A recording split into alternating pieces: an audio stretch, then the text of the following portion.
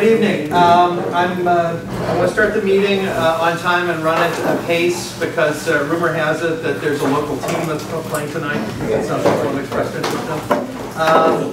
I want to thank everyone for coming. I know that this was a very a full evening with an IAG meeting going on concurrently, and I'm going to talk about that a little bit in my President's Report. Before I do that, I just want to say to everyone, we are being videotaped. Matt Conti, NorthEndWaterfront.com is videotaping and will be, that will be available for everyone to review if you want to see me make a fool of myself a second time. I want to first ask if we have any city officials that care to introduce themselves as I stare at Kathy. A city official. Oh, well, you know, a city person. Kathy Randall's on Wallerton's office. Yes, you're pretty official. And anyone else who's pretty official or even sort of official? I think Maria and Maria, the two Marias, yeah. double whammy. Yeah. Okay. So anyhow, again, we appreciate the fact that people could come. The other item is that is conflicting with us right now is the. Oh, actually, I just was reminded. I should mention members of the press at the introduction. That's typical right now. So we have Phil. Regional review. Yeah. Regional review. Phil Orlandella, awesome. Print, and then we have electronically the person who's already videotaping us. Anyone else? No Courant or anything like that? No, good. Okay, good. So, I wanted to say that the IAG for Lewis Wharf is having its second meeting tonight. That meeting was scheduled concurrently with this meeting. It's not the first time that the BRA has mistakenly scheduled something at the same time as our NEWRA meeting, or the Munich meeting, or some of the committee meetings. So I had a lengthy conversation with Chris Tracy of the BRA, who's the project planner, as well as his boss, to basically say it's sort of not that hard. There are like 4 meetings you need to avoid, and if you guys could please make an effort to try to not go and schedule over those things, it would really be appreciated.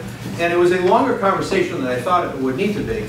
But the good news is, and they announced this at the IAG, they will never schedule over this meeting again. And don't ask me all the things I said in those conversations. But they're also not going to schedule over the Munich meeting. They're not going to schedule over the ZLC committee meeting. They're not going to schedule over the Parks and Open Spaces committee meeting. And they have a full list of the important meetings that they really shouldn't put other community meetings on top of. And, you know, again, it's a service to everyone in the community. It's not as if NEWRA is trying to say, look at us, you know, we have our night and it's a special night. It's because a lot of people who want to come to this meeting also want to go to the IAG and want to do other things. Ramp parcel meetings, which often have been scheduled at the same time as this meeting, and we just need to get the BRA to be a little bit more sensitive to the community meetings that we've already scheduled. And it's not as if it's a surprise; they're scheduled a year in advance. So you know, anyhow, so good news is cooperation on it from those guys. I wanted to mention. Also, we had a very successful summer party, and I wanted to thank everyone for coming to that. We have a photo album from the summer party that's here. And that summer, that was, it's beautiful photos, and if people would like to take a look at it. We're going to leave it out here so that you can relive the moments. But we had a great time. I want to thank Jim Cellini for being the committee chair that organized that.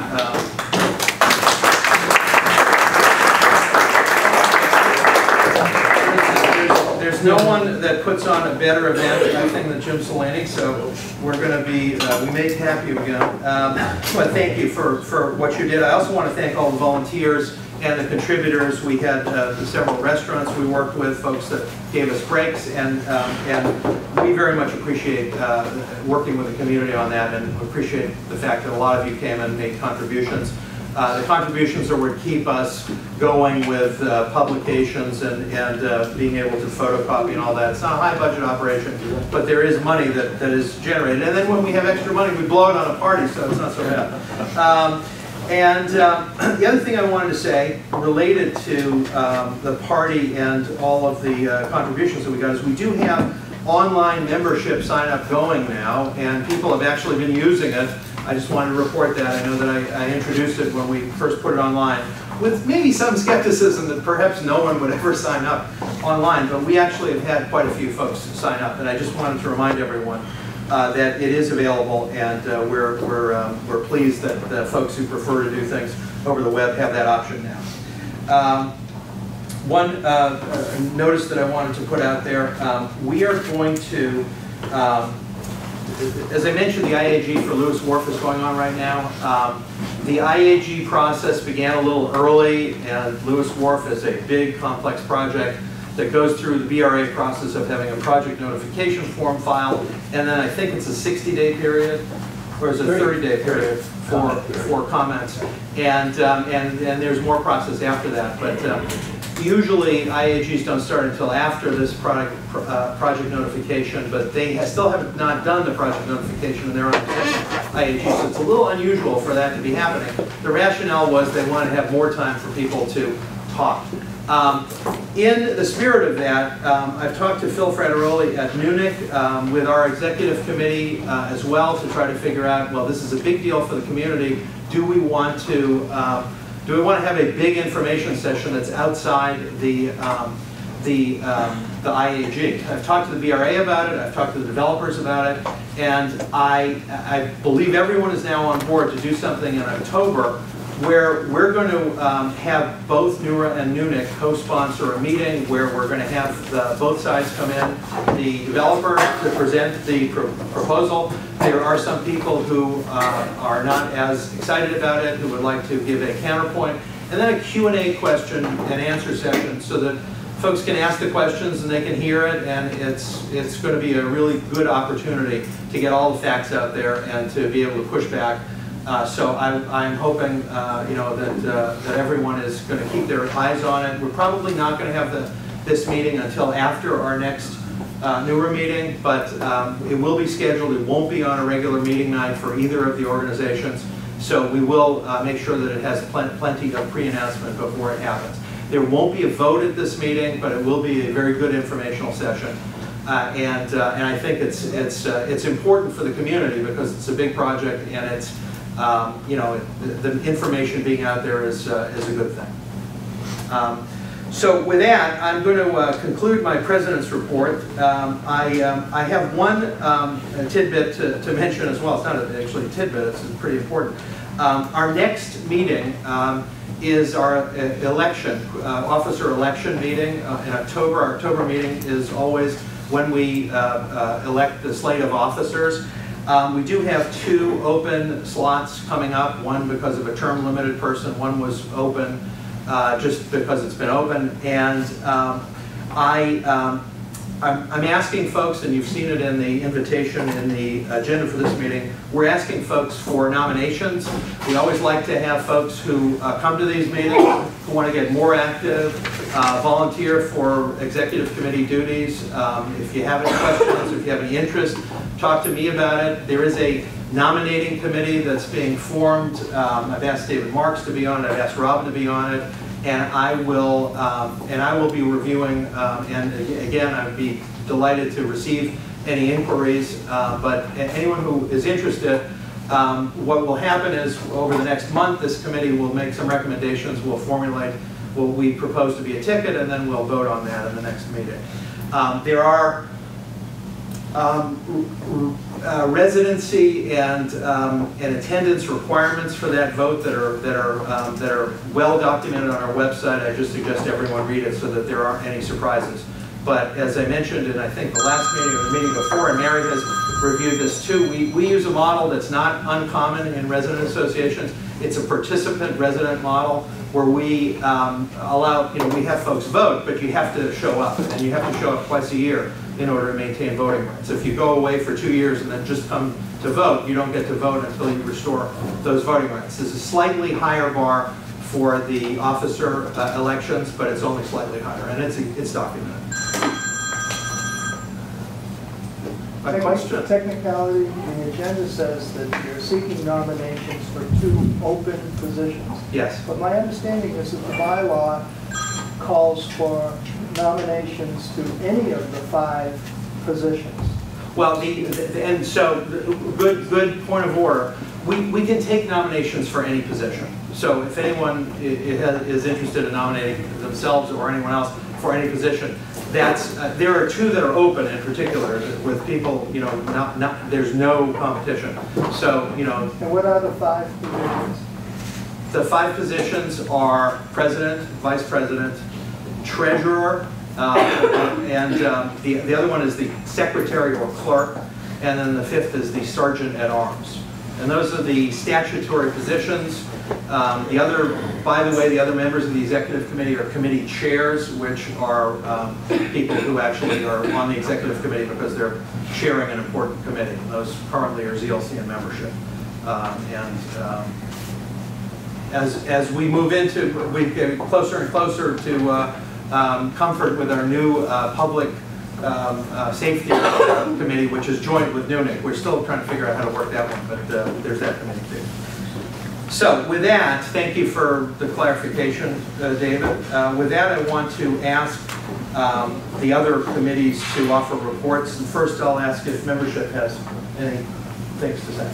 Well, the first thing I'd just like to say is if anybody who is a member hasn't checked in with me and gotten their ballot, I'd appreciate it if you could do that, because that's the only way I can keep track of who's eligible to vote and also give you your ballot. So I know I was a little late coming into this, and some of you were here before I was, so if you could check in, I'd appreciate it. And aside from that, as the board said, we've got quite a few new memberships at the party. We were very happy about that, and we continue to hope for new memberships. And anyone who is a new member who's here for the first time tonight, welcome.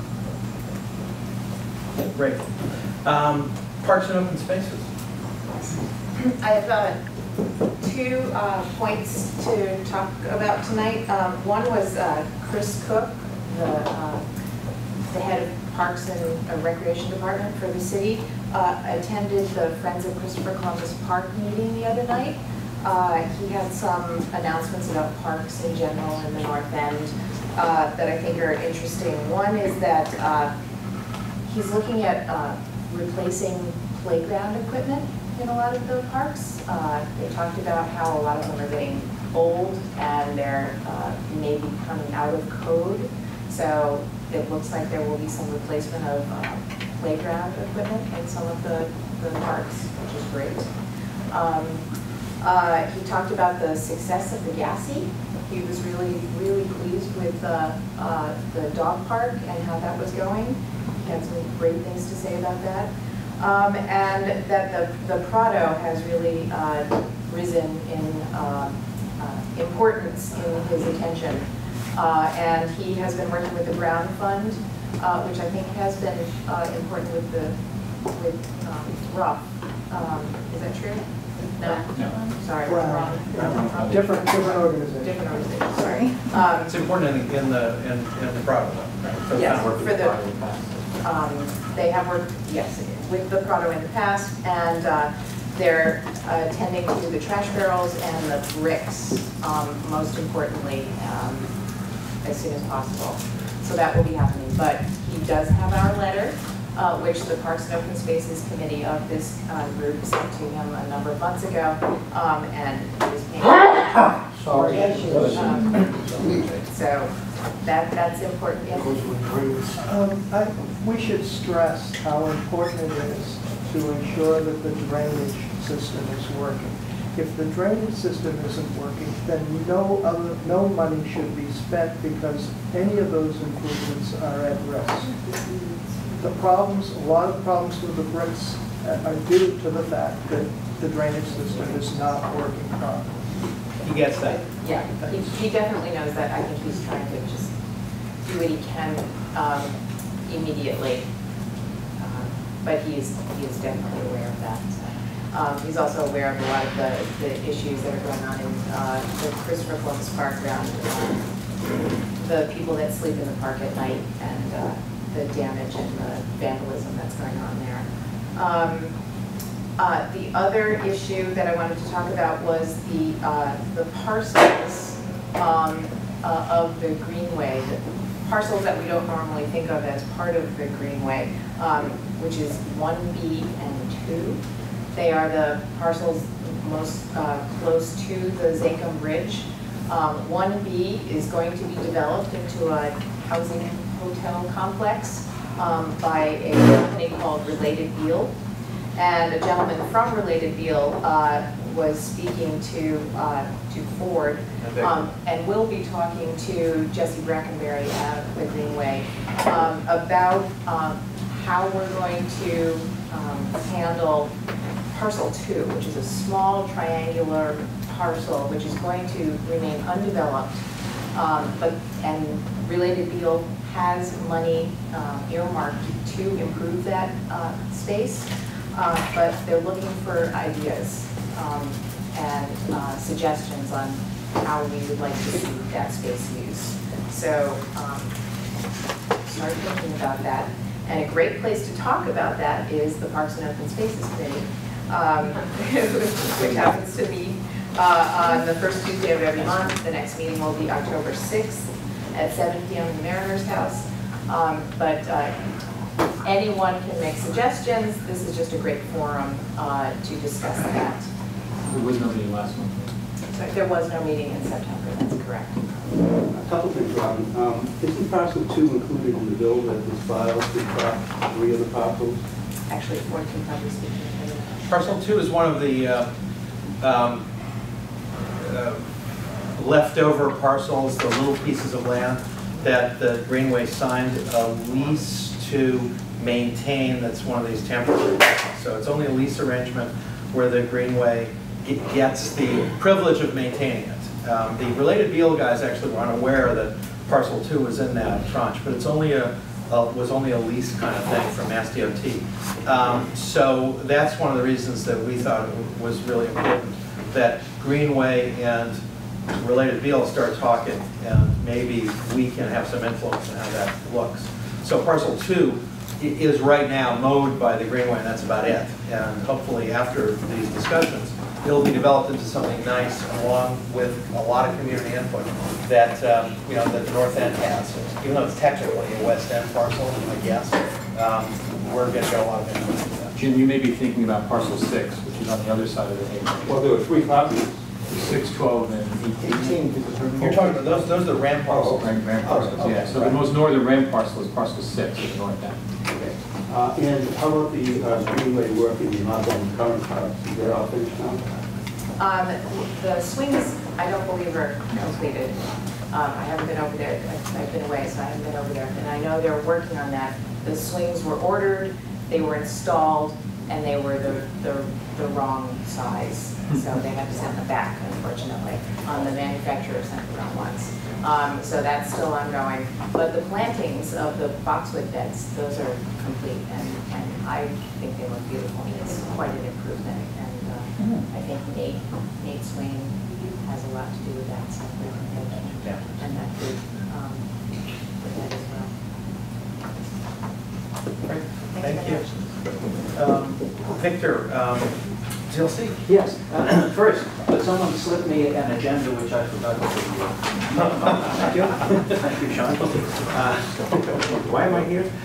I ask myself that all the time. And then, let me add my thanks regarding the summer party to those of Ford's. Thank you, Jim Cellini and others, because it also happened to be a birthday party for me. My birthday happened to fall on exactly the day of the party. And I will check the calendar and let you know when it next falls on the day of the party, so that we can do perhaps another one. For the ZLC report, past ZLC meeting was on August 25th. There was one item on it, 92 to 96 Salem Street, which is on the agenda tonight for a vote. That is, the official address is actually the front door will be on Wigan Street around the corner. And as the agenda says, it's to erect a 5-story addition at the rear of 9296 Elm Street, which will raise it from a 6 residential unit and 2 store building to an 11 residential unit with 2 stores preserved. On ZLC meeting to come, which is on September 22, we have one definite, which is 2 Michelangelo Street, Unit 1. And that is a proposal to extend the living area into the basement.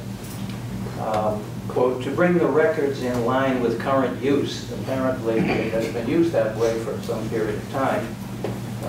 For some reason, it now needs to be legalized. No construction is associated with this item. That will be on the ZLC agenda for September 22. There are 2 other items that will probably be on the agenda, assuming that the proper notification, neighbor notification is made. One of them is 162 Salem Street, Theo's Cozy Corner. They have applied to the city for an alcohol license.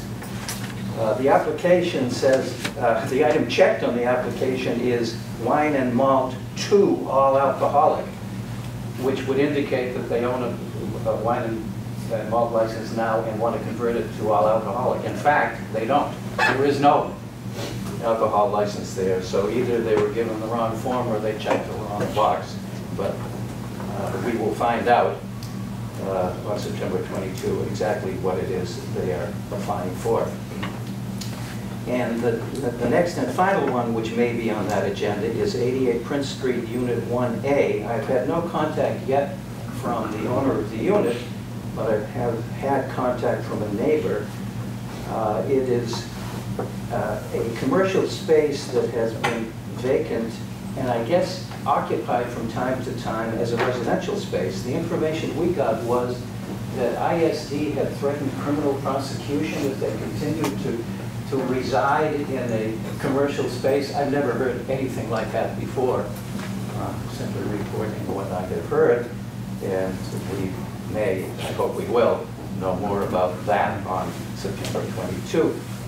I also want to mention that 3 to 5 Quincy Street, which was a development proposal that NEWRA voted to oppose, was on the ZBA agenda last week, and it was denied.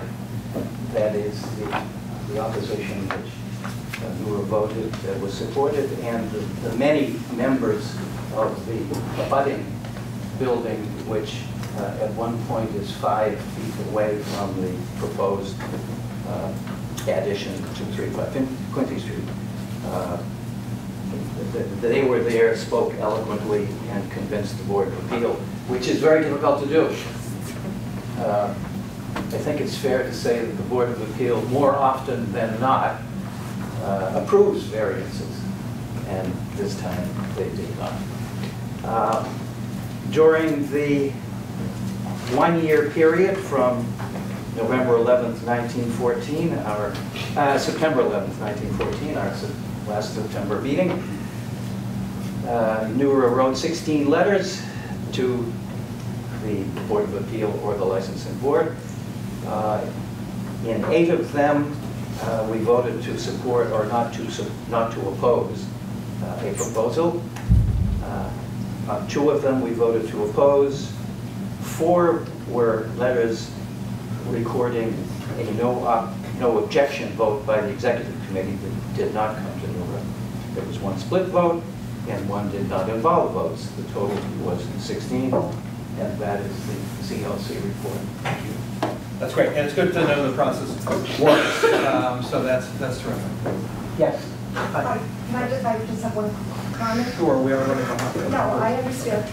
First, just to follow up on what Victor said about Quincy Court, I think it should be noted that the Office of Neighborhood Services supported the residents And I would just personally like to express my gratitude because that hasn't always been the case in the past. And I think that perhaps there's a new outlook there, and that's important to note. But the other thing that I think people should know is that counselors at large, Flaherty and Stephen Murphy, neither of whom, to my knowledge, ever came to any meeting with regard to this or ever spoke to the abutters or anything, came in and supported the developer against the neighbors. And I just think people need to be aware of them doing this and keep this in mind when the election comes up. Okay. Those are at-large counselors, just for those of you who are wondering. Yeah, and it's baffling sometimes to see in TDA meetings if you ever go, like all of the people who automatically get support. And you wonder, did these counselors ever even go to the neighborhood? But I also, on that note of thanks to ONS, I did want to say Maria Lanza joined us while we were doing some of the previous reports. So I just wanted to, if you have anything to say anything. Hi everybody. I just want to let everyone know that there's an abutters meeting for 55 to 57 Endicott Street on Monday, September 14th at 6 o'clock on site. It's the Joe Pachi's old building. They want to request a change of use to add 25 parking spaces. So just put that on your radar. Next Monday is the NEWRA meeting in here at 7 o'clock. And then next Thursday, September 17th, is the North Square Reconstruction Public Meeting. So the Public Works Department will be at St. John's at 6:30. And the Public Works Department is going to give an updated version on how they see the reconfiguration of North Square. If that interests you, please come. And then down the pipeline a little bit further, but I want to mention it now, is we're going to have on Wednesday, September 30th at 6 o'clock right here in this room, we're going to have an update on the Elliott School construction. So we're going to have the construction team from the school, the architects, and the city just kind of here giving highlighted updates, how far they've come, what they have left to do, and they want to open the school September of next year. So just put that on your radar. Also, the City Hall to-go truck will be on Hanover Street, 301 Hanover Street on next Tuesday, September 15th from 4 to 7. Some of the services you can get on the City Hall to-go truck, you pay parking tickets, you can apply for a resident parking sticker, request your birth, deaths, or marriage certificates, you can get a dog license. So a bunch of things. If you guys are curious, please come check it out. It's a way to bring city services to you. And also, just to highlight, Saturday, September 26th is Citizenship Day in Boston. So it basically, if anyone you know is looking to apply for citizenship, you have to be 18 years of age, a legal permanent resident for 5 years, and read, write, and speak basic English. If you bring all of your basically necessities, I guess, to want to become a citizen, green card, passport, social security card, then the Mayor's Office of New Bostonians will help you kind of start your process into citizenship. So just highlight some of those things. Thank you. Great, thank you very much. And also, I want to point out one of the people who works for Ayanna Presley, one of our at-large city councilors, is here, Sam Miller, her neighborhood liaison. And I did want to say that Ayanna Presley is one of the at-large councilors that actually does come to our meetings on occasion. We have had a great relationship with her, and I do not believe she supported development at 3 to 5 Quincy Court, so just FYI. Our last report is from Public Safety. And I know that you thought I forgot about you. Oh, no. Hey there, good to see everyone as always. Great news, Part 1 crime is down across the city, citywide, 12%. Specifically speaking, in District A1, which encompasses the north end, several of the downtown neighborhoods, Part 1 crime is down 24%. And Part 1 crime is? Part 1 crime would be basically every category of crime that's always discussed at all the citywide neighborhood public safety meetings. Homicide, rape, robberies, aggravated assaults, the big break-in enterings, yes, they're being that you always see the police blotter. In the 30-day period from roughly early August through early September, there was 1 aggravated assault. There was 1 residential breaking and entering. There were 8 larcenies, and I did ask Captain Fong at the public safety meeting if there was any type of pattern, because that has happened in the past, especially since the number of larcenies, not including car breaks, was double during this 30-day period compared to that same 30-day period a year ago. They were all random. The 2 arrests as well. One took place at 27th Thatcher Street. There was a call for a break-in at the North End Golf Association Club. There was destruction of property that occurred at that site. There was also, the second arrest took place at Baker's Alley for a domestic violence-related assault battery incident. They used to have a loud party holiday, which some of you may recall. That has since gone by the wayside. So any type of, in addition to anything else, any type of loud party disturbances or whatnot, please call 911. Now that school is back in session, or I should say more specifically, colleges are back in session, Suffolk University, et cetera, et cetera. The loud party card is once again up and running, except during holidays. Thursday nights through Saturday nights from the hours of 11:45 p.m. to 3:45 a.m. There was a resident who came to, at least I think he was a resident, who came to the public safety meeting to bring up some specific complaints he had about Langone Park. A couple broken street lights, I believe, homeless people hanging out in the area. He witnessed some underage kids that were drinking and throwing beer cans into the water, so he just wanted to bring that to the police's attention. As far as the aggravated assault is concerned, it took place on August 30th during the feast. Police were called to MGH Hospital to speak to a young male victim. He was hanging out somewhere around the skating rink, and I believe he was jumped and beat up by a group of males, roughly 20 males. The victim said he knew the suspects. I believe the victim was from Charlestown, and the suspects were from East Boston.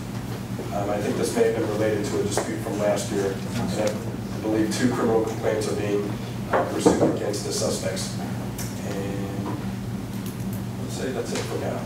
Once again, public safety meeting, unless otherwise noted, first Thursday of the month in this room at 6 o'clock p.m. sharp. Hope to see you there. Hey, just a quick question. Could you confirm that the majority of those larcenies, those 8 larcenies last month, were bicycle or scooter thefts? Very, very good question. I think that came up in the meeting. 87 Commercial Wharf, August 7th. Bicycle was stolen from a bike rack. Well, the one thing in common was that they were all locked up on the street, and they were all claiming to have been locked up. So leave warning to the wise, leave your bikes on the street at risk because they're being targeted for theft. So. Similar to that, an incident on Unity Street on August 10th, a bike was stolen from a pole. Bike rack, locked against a pole. And Sheep Street, bicycle and a lock was missing. So 3 of the 8, at the very least, 3 of the 8 larcenies were bike related. Thank you very much. One thing I mentioned, I asked you beforehand, in the next subsequent public safety meeting, we try to get some updates from the police on the activities of the MS-13 gang. MS-13 is a notorious El Salvadorian gang, well known in Los Angeles, and operating in only several cities, but Boston, particularly East Boston, is one of the lucky cities that has them. And we are, sometimes you can see the gunshot flashes from Commercial Street if you look over East Boston. So we're asking, let's keep tabs on this, and it's pretty close, and like what are the police doing on that? Because I think it's important to support anti-gang activities, particularly when they're not going to do.